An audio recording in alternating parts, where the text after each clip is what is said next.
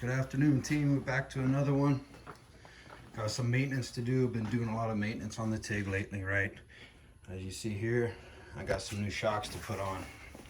Been running Airlift on here since about 2017, 2018. I bought it in 2017, so about 2018. As you see, I got some Atlas wheels, some 20-inch Atlas wheels on here. But had to buy some new Airlift shocks. Was trying to find another company that I can match up just to replace the cylinder on it and swap everything over, but couldn't find any definite information on it all, so I ended up buying some actual Airlift shocks. I'm going to start with the left one here, the driver's side. I want to say that one's at the right height I need it at.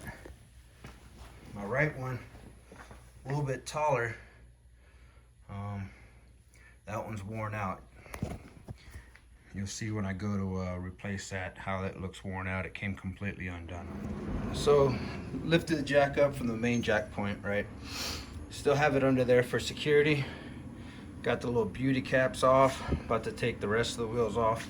But I got a jack stand underneath there. There's a cross member that goes under.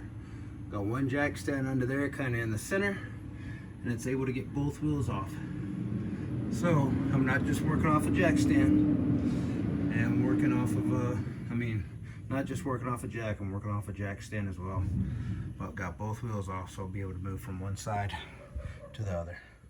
Right, way to make things easier, because you're gonna come up here, you got two bolts up there, right? That's the top of the strut, the shock. I don't want to say those are 15s, we'll find out in a second. We've got T25s for here, for the actual fender liner. All right, you got the bag. Remember, take all the air out of your bag so that you're not fighting it and you're trying to put the shock in. You got the bottom bolt. You got two up top for the hat. And then when that bracket / hat comes off, you're gonna have another one to take off from the actual shock. All right, as you can see, this one's kind of all nasty and dirty, right? Kind of leaking. The other one's even worse, right? This is the good one, all right? All right, so you see, I got this propped up here. Tension from that's holding it, but you got one there, then one over here, right? All right, we got this up here, just 16 mil. Along with that one, that's a 16 mil, that's the top of the shock. Like I mentioned earlier, we got this bolt right here. This one's gonna be a pain, right? Because you gotta pull this out.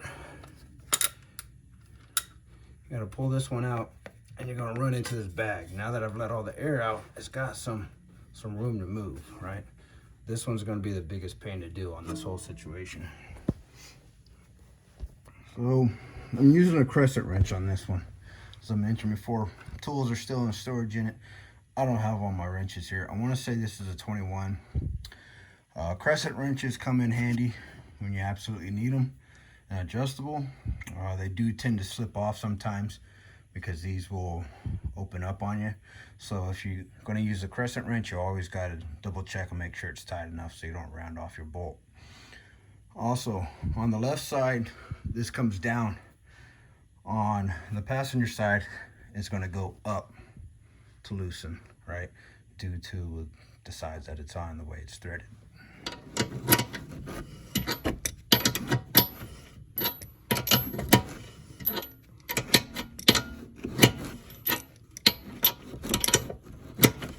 So it's mostly out. Once it gets out enough, you can kind of finger tight it, right?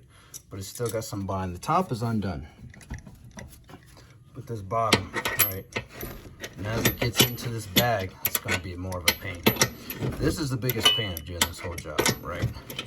If you're working with your stock ones, then it's going to be even more of a pain, right? You're going to have to drop this down because your shock body is going to be longer, right? This is longer than how the Airlifts are shipped, which I'll show you, but it's still shorter, right?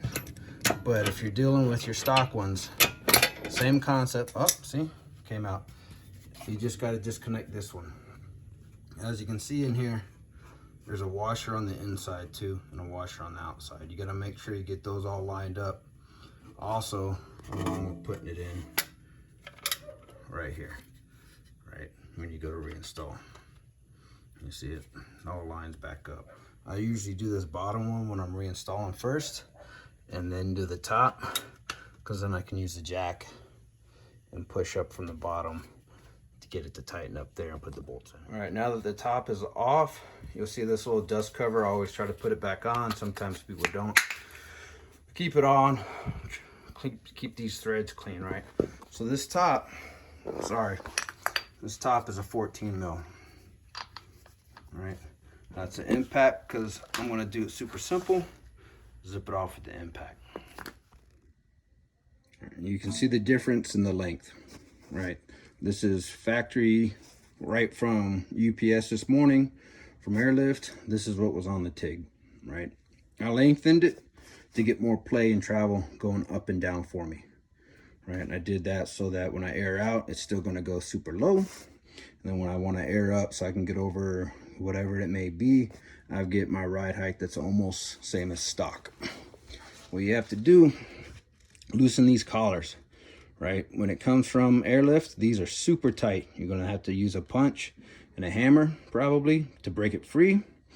And then when you go to put it back on, make sure it's nice and tight as well. Sometimes you have to put a little bit of thread lock on there.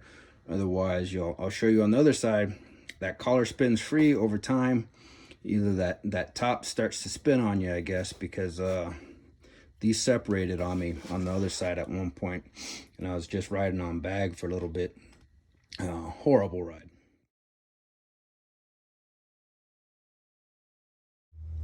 I left all my spanner wrenches for all the coils and all the bags that I've owned in my other toolbox.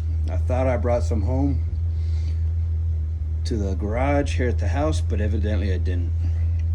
So here's what I did, right? Got a punch, just flat, right?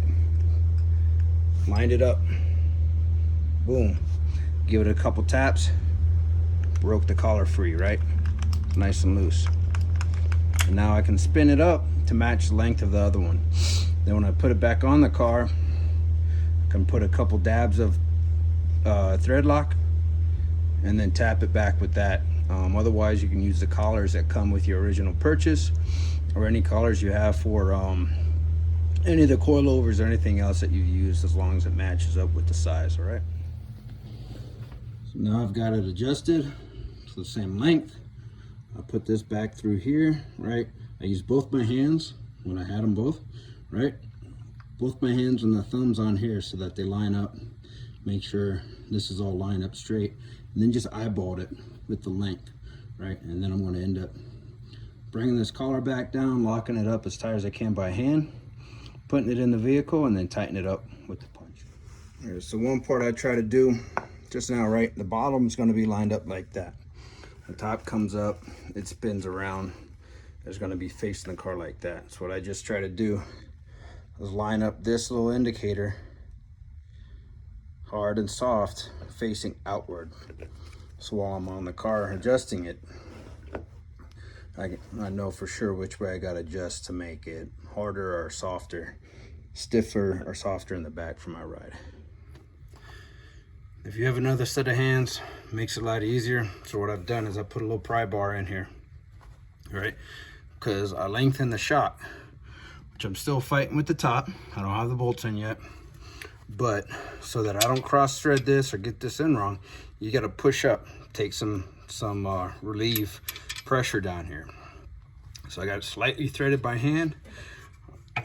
I lift up, lever it with this, and then screw it a little bit in by hand. So if you got another set of hands to kind of help pry up on this, while you're threading that in, it's going to make your life easier. Also, probably if you're right-handed, might be a little easier. I'm left-handed, so I'm coming from all different angles. Now that the bottom's in, I go up to the top. They're pretty much lined up. I just had to knock it back a little bit, back and forth, just to line it up. But that just falls into place now that that's in, right? I had to fight a little bit at the bottom, but the top's going to be pretty simple now, right? I might have to line that one up a little bit better. All right, to line this up, what I did, I just pulled down here a little bit, right? Got some slack on there, and I was able to run that in finger tight. I had this one in a little bit already finger tight, be able to hold that in place. Pulled this down, lined up the bolt. So now all I gotta do is take the ratchet, tighten those up. Last step for me now, right? I counted how many notches I had from soft to hard, right? So when I put these in, I went all the way soft. On the other setup, I went ahead and measured, counted how many clicks. These have 32 settings, 32 clicks. This was set at 24. So I'm gonna knock that out to 24 notches and then move on to the other side. So the passenger side one's out now. You can tell it's been leaking a lot worse. It's a lot more worn out, right? This one went out before the driver's side did. And you can see right here, all right? This was rattling for a while, rattling, right? I thought it was the top. I thought the valving was that worn out that it was just knocking on me. Well, would it come undone somehow? You know, this was loose enough. This had unthreaded from here, so I guess this was spinning around, disconnected from here. This was rattling down below, and this was rubbing here, right? So finally did some inspection, noticed that that was completely apart, and that's why the car was riding like garbage. Put stock ones back on for a little bit, try to buy some time, and that rode pretty bad as well. The length was a lot higher, it's a lot taller. The rebound wasn't as good, it wasn't set and valved properly. So I went back to putting these on until I get some money to buy some new shocks. So now, like I said, I'm gonna take this off, same way as on the other side. I believe it's a 14, disconnect that. You can use a socket and an Allen, wrench and an Allen. I'm gonna use the impact again, zip it off, zip it on, line it back up, put it back together like I did on the other side.